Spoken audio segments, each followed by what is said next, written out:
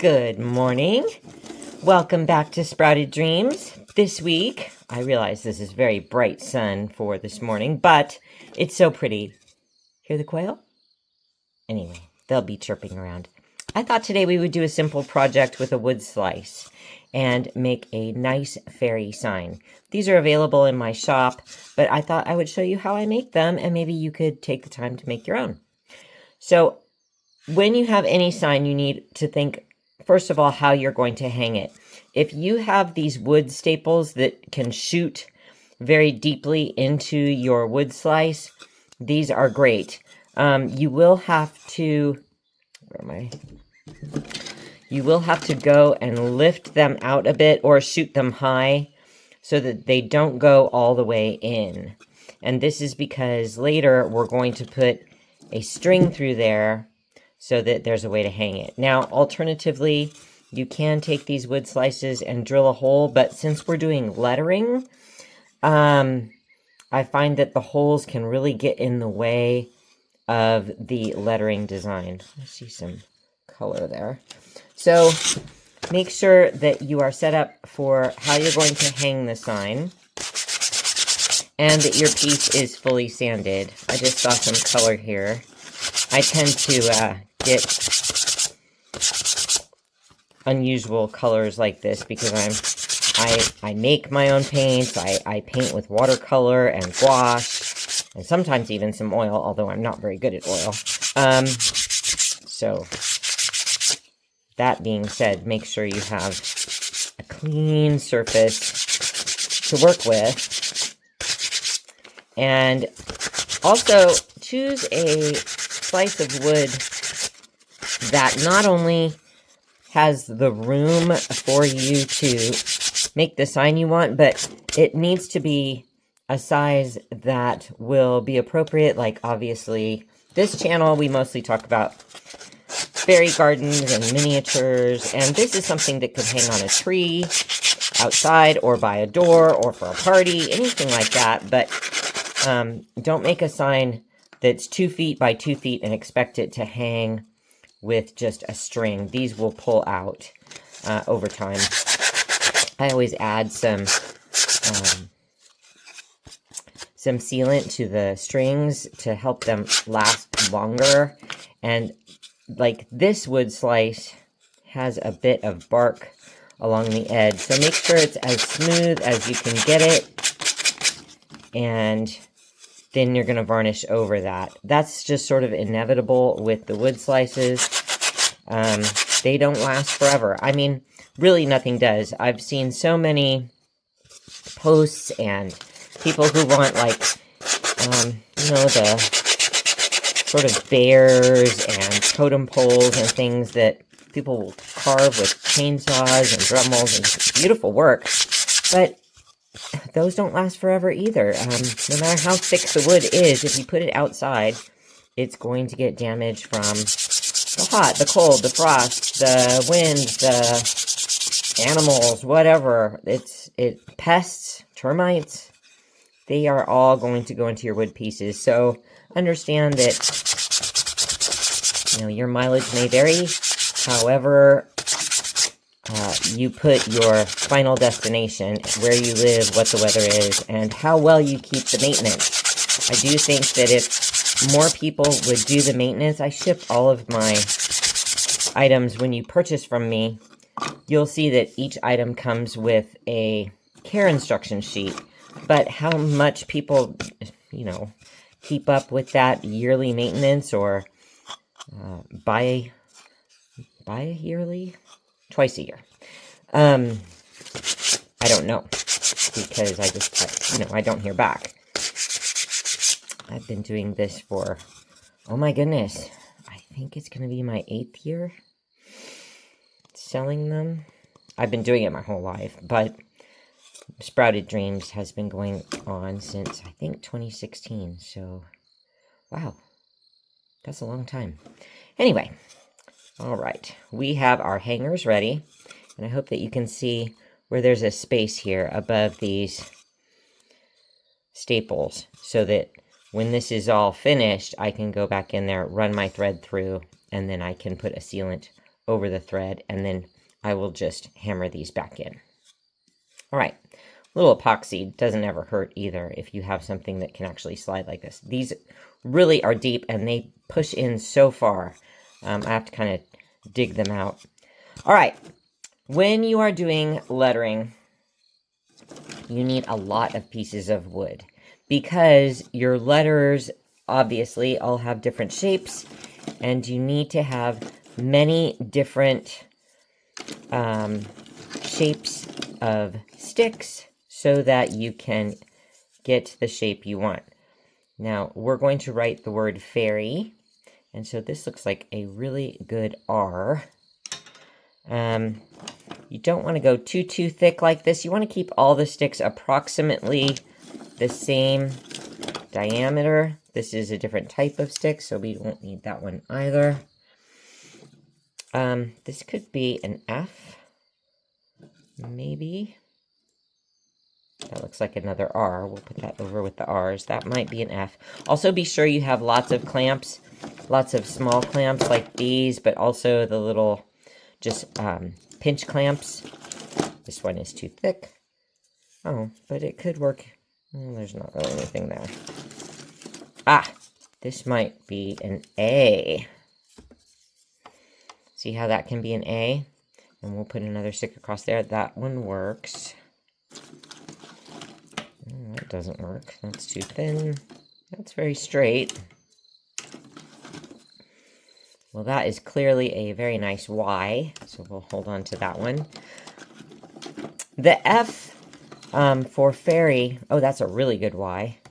I like to have at least one part of it actually made by the stick itself. So that's just my preference. You could obviously just take 3 straight sticks and make an F. So that's another option. Ah, there's one. See, I like to have at least one nice right angle like that. And then I can just build another, what, an arm off of the F? Oh, there's my A. Okay. There's another R. All right. So I am going to put away my unwanted sticks, and I'll be right back. Okay, now that we have several pieces to choose from, this is pretty specifically going to be the F, and this is where our hanger, this is where the hanger is going to be. So we need to face the sign this way. Now we could obviously go this way as well. Maybe that would give us a little more room. The Y is going to kind of need some space. This one is too wide if we go that way. Didn't I have another Y somewhere? Is this my other Y? I think we better stick this way, because that gives us more space for this Y. So if this is our F, and this is our Y, in writing the word fairy, F, A. Ugh, the people up the road are shooting again. Sorry, the sound travels. And I don't know what they're shooting. Maybe they're just practicing. But anyway, you're going to hear the gunfire. Sorry. A. Now we need to fit an I and an R in there. This is not going to fit, is it? With this size lettering. And this is a bigger sign than the other one I have. So let's see. Always choose the biggest wood slices you can. You know, depending on what and where you can get them. Sorry, this sun is really making shadowy marks. Maybe this is a bad time to film. But I thought it was just so nice, the morning. We'll see. We'll see how it goes. All right, F-A. The I will fit. Sometimes when you get these all sort of cut down, they do change. Let's see how they do. Start cutting your pieces down. Oops, where are my wire cutters? There they are. Okay, so this is going to be our R. We'll be generous and not go too small. Once you don't worry about any extra little things, like see this little tiny piece here, you don't need to worry about cutting that off, because honestly, once you start to cut the pieces down to size and you get them sanded, then it's going to change the small little pieces there. Most of them will just come off on their own. So this is going to shake more than what I have in the studio. I'm at the big shop today, obviously. That's why you hear things like cows and quail and gunfire. I come up here as much and as often as I can. This is our home for the last 30 years? Not quite. No, maybe, oh my goodness, forever and ever. But I also work in my husband's business, and so I have a studio there, but I do all my big cutting and sanding and stuff here. Sometimes I can work outside. Now that it's getting warm, there's going to be snakes, so always a reason to kind of stay inside, whether it be because it's snowing outside or because there's snakes outside. All right, that R looks much better. But now the Y, boy, that Y is just not going to stay unless I choose a different one. Maybe I could kind of, go that way and it curves around. I kind of like that. Let's try that. This is a little bit small diameter here, but that's the thing, is these are all going to be attached and adhered with plenty of glue. So I'm not particularly concerned about if the diameter is a little bit smaller than what I would usually use, because it's going to stick down here. Nah, don't like it that way. I like it that way. All right. Let's see if this A is going to work. I think this is my most narrow one. Yes. Okay. Now, obviously, on this one, we're going to have to cut this side branch off. Cut it up here.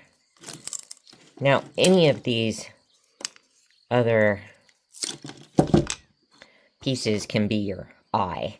The eye is kind of the least of our worries. A small straight stick is not too hard to find.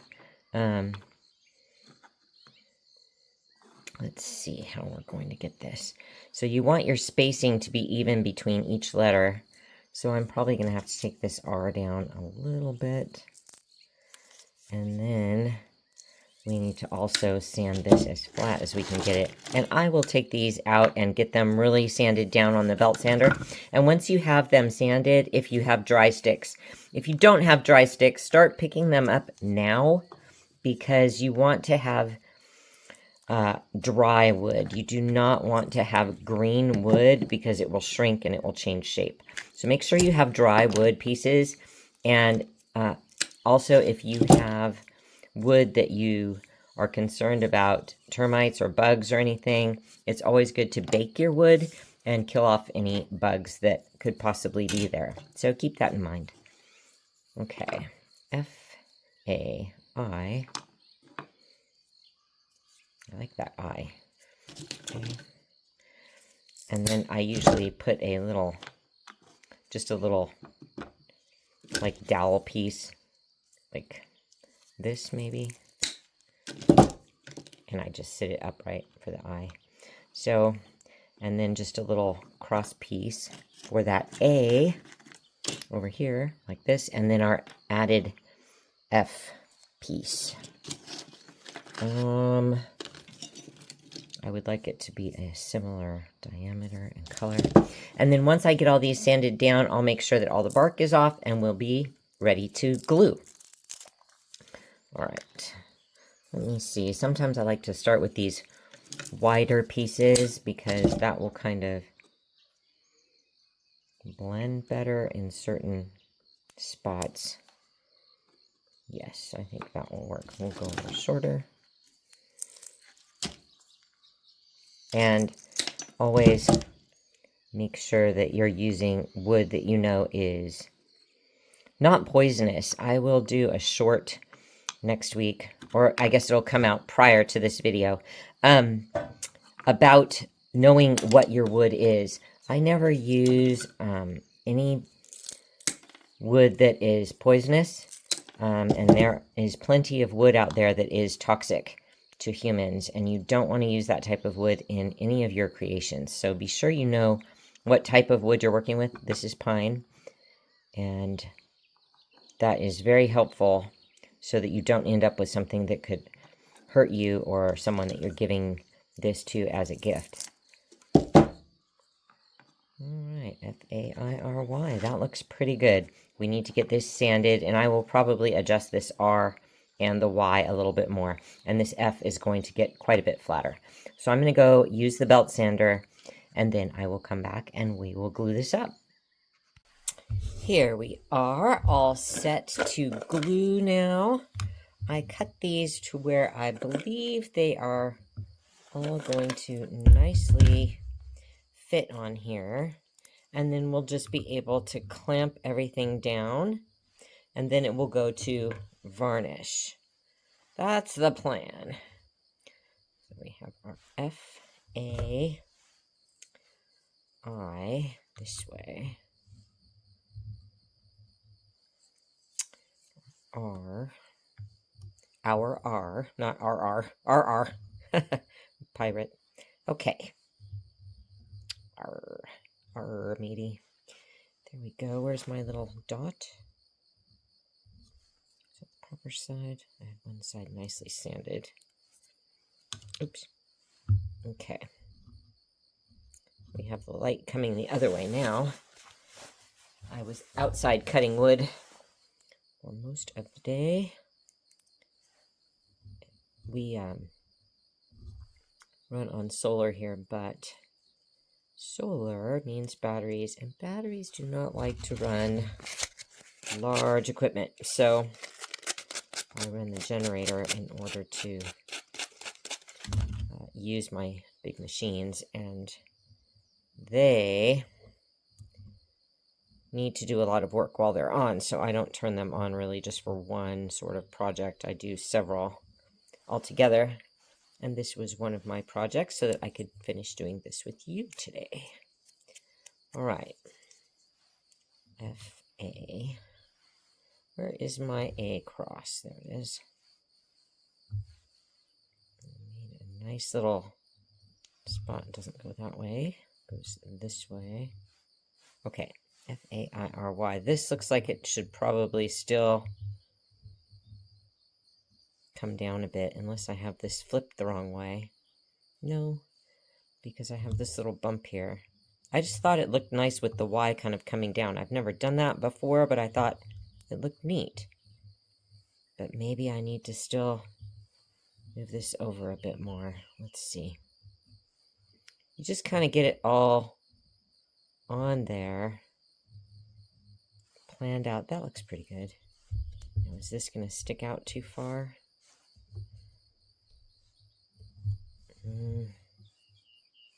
I might need to take that down a little bit.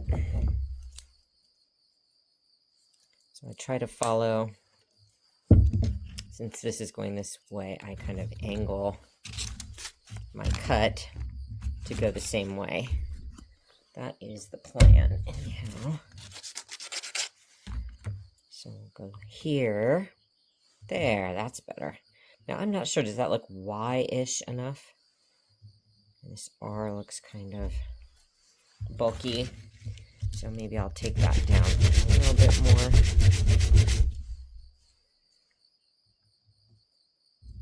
Maybe even a little more than that. You just have to make everything fit in and still make it clear what letters you are trying to portray. If you can't read what you've made, obviously it's a failure. So the letters have to be readable there. I think that looks like fairy to me. Yes. All right, now we are going to glue. All set. And again, just make sure you have all your pieces where all of these little small twiggy types are going to be able to be held down with the glue. So if you use something very small, like this part of this Y is very small, but you can see it's been sanded down on this side, so it is going to completely lay flat onto this wood, and it's really going to combine so that it's all one piece. So you don't have to worry too much about it coming off, or that it doesn't have enough strength, because it's not really holding anything up or doing anything structurally. Hope that makes sense. Okay. I have got the glue opened up. I'm going to find a nice long stick here, which we are not using. The ravens are doing something outside. I don't know if you can hear the crickets. They've started to sing also. Sorry, out of frame, Abigail. That's what I do. Okay. I'm just going to get everything kind of on, and then we'll adhere with some strength, hopefully. Okay. I just use a stick, toothpick, whatever. I really do find toothpicks to be an almost indispensable tool.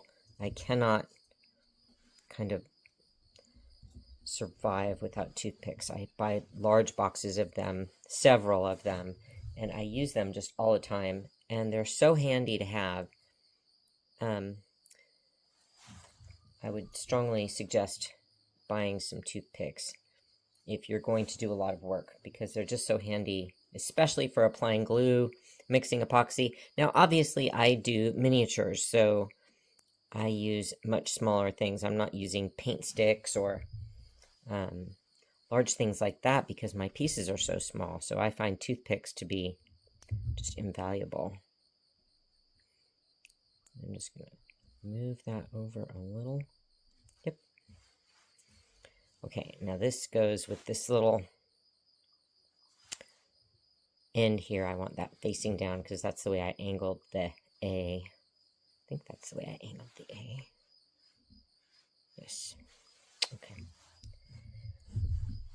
So I hope that you're able to make a sign like this. They're really fun. You could make a sign that says gnome or dragon or whatever. Fairy is a very easy word to do because the letters are fairly angular and you can make them out of sticks. But I've seen people do all kinds of things. It depends on the amount of time you want to spend in the creation process. But finding the right sort of piece for what you're working on, to me, is part of the fun. It's definitely like doing a puzzle, kind of playing a game or something. I really enjoy that part of the process. There. Now, once I get all these down, we will clamp, because you want your piece to absolutely have a bit of pressure on it so that it really adheres well. So we're just getting it all kind of in the right spot at the moment, and then I will apply all these clamps. Now you can find wood slices to purchase at almost, gosh, everywhere, just everywhere they seem to be now. But you can also obviously take a table saw, or what do they call them? I call it a chop saw. I don't call them that anymore. They call them something else. You could use a circular saw, I suppose. But anything that has that sort of rotary blade. I try not to use my chop saw too much because they can be dangerous, and so I try to be very, very aware of what I'm doing when I use the chop saw. Because, again, I'm not cutting lumber. I suppose if you cut lumber pieces, a chop saw would be great, but I have awkward pieces and round pieces, and they like to flip and twist, and that can cause some injuries. So if you use a chop saw, what do they call them? An angle blade or a rotary blade? I forget. But at any rate, you could use a circular saw. You could use a table saw. I suppose you could use a hand saw if you were really motivated. Just be sure, again, you use very dry wood and make sure that it's a wood that you find easy to work with. Like, I would not think a super hardwood would be great for this project because cutting it would be really hard. Okay, this is how we are going to have it sit. And so now we will clamp. I want that eye there. That's better. All right. Just start adding clamps everywhere, all over the place. Let's see. Some of these have more of a reach than others, and so I try to use, sorry about that, didn't mean to jiggle you. I try to use the best clamp I can for that space. Okay. Others go. Oh my goodness, the ravens are... What are you guys doing out there? Good grief. Flying all around. Okay. Let's see. Other one. Uh-oh. See, now that popped up. So that means we'll have to absolutely get another clamp down here. Right away. Here we are.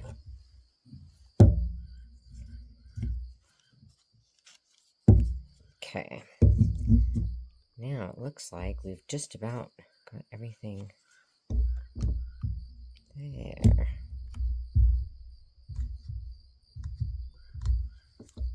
That one needs one there. Okay.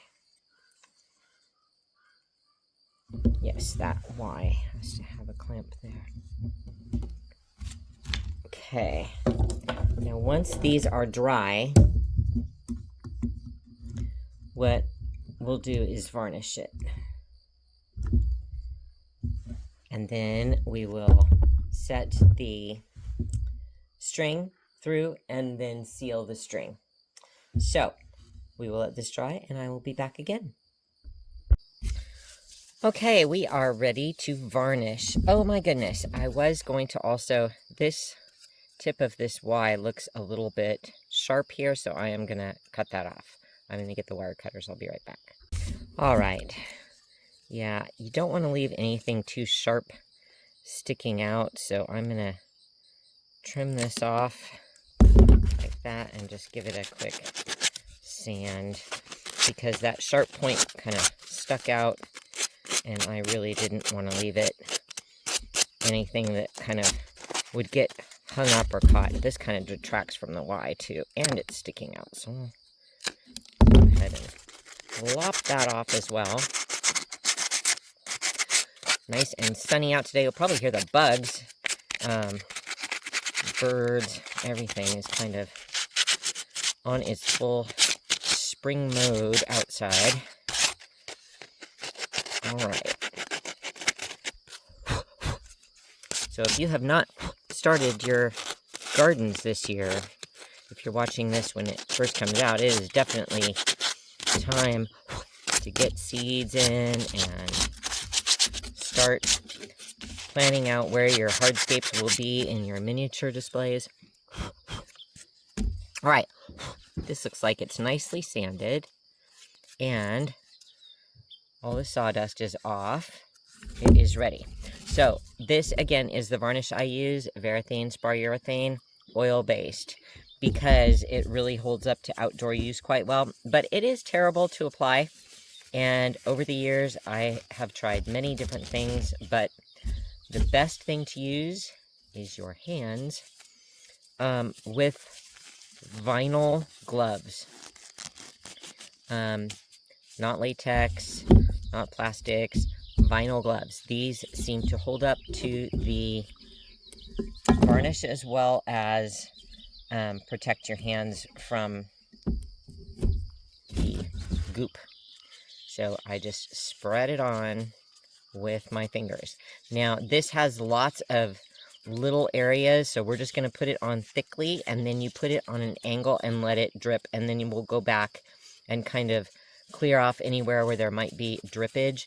But you'll find that most of these pieces that we use for outside, if you want a nice gloss finish, putting it on like this, although it looks rather childish, it works quite well, and it covers all the areas so that it's safe for outdoor use and in the rain and all that, but it doesn't ruin your tools. If you use this varnish with any kind of tool, a brush, a sponge, an applicator, it just ruins them. And then, oops, sorry. what happens is you're using a new tool every time, and I just don't see the reason. And you would have to use gloves with the tool, so I just ended up using the gloves instead, all by themselves.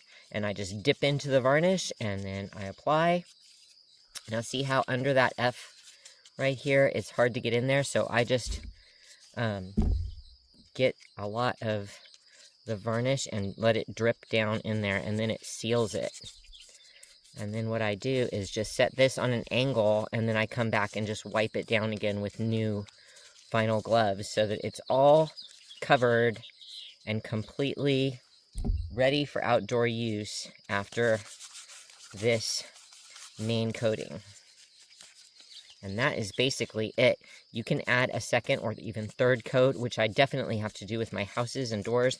These signs sometimes need little areas of touch-up, but they're not too bad. If you apply it well on the first coat, they do pretty good.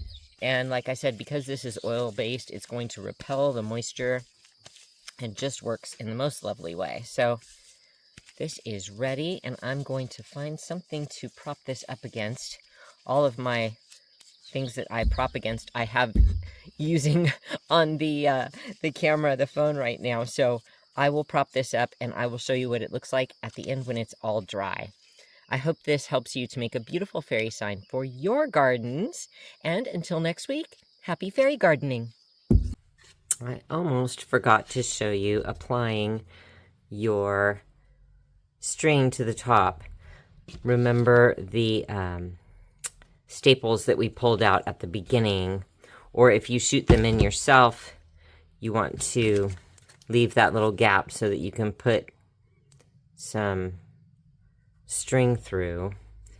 And if your string gives you a hard time, use the beeswax in order to get it to more easily stay together through the eye of the staple.